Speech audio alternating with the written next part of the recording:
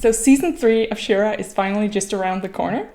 And I say finally, but I actually just finished watching Shira like a month or two ago, so I haven't waited nearly as long as a lot of you guys. But I wanted to just give a quick list of the things that I want to see for the next season before it rolls out. And I'm confident that, of course, it's going to be great, again, because the 2 previous seasons were also great.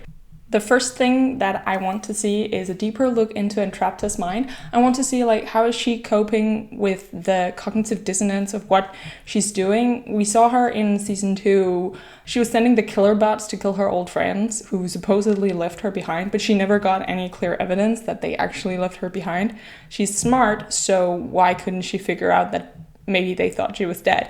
I think that there's something deeply wrong with Entrapta. Something doesn't quite click inside her mind, and I want to understand her better, and I want to understand how she, in her mind, makes what she's doing fair and righteous. And I do think that Entrapta, what I think is going to happen, we're somehow going to get rid of Hordak, and then Entrapta is going to be the main villain.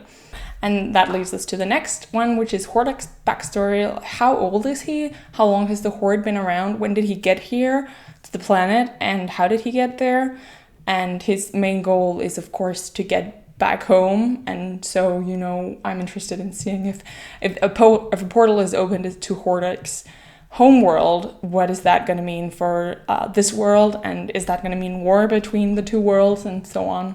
And then I want a Save Catra redemption arc, where Scorpia goes to get Shira's help, and then they go and save Catra, etc., etc. And then the fact that Shadow Weaver is back with Adora is going to drive Adora and Catra even further apart, but now they'd be on the same side, so that's going to be really great to see.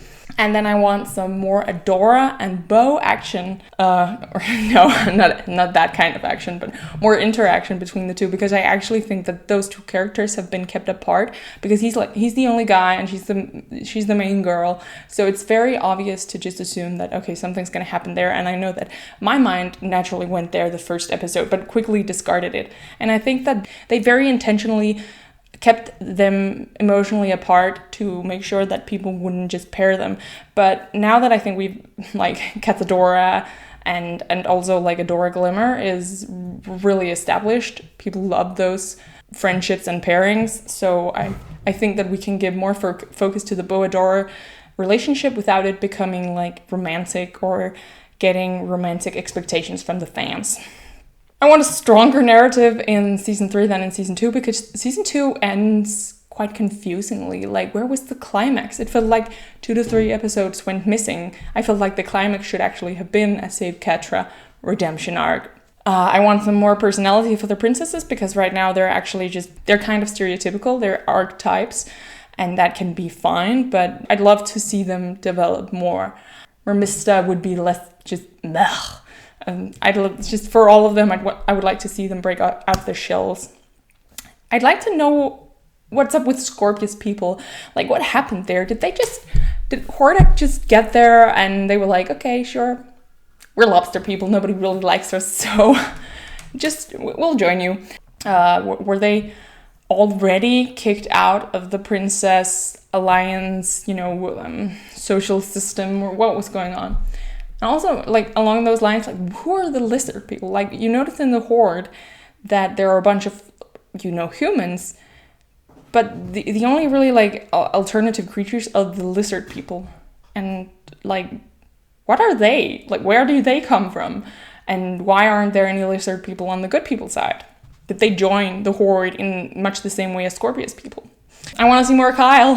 I think Kyle's very cute. And I love how, Kyle adores Bo, who adores Ship Guy, whatever his name is. I can never remember. So I love that the 3 guys have crushes, friend crushes on each other. I think that's super sweet.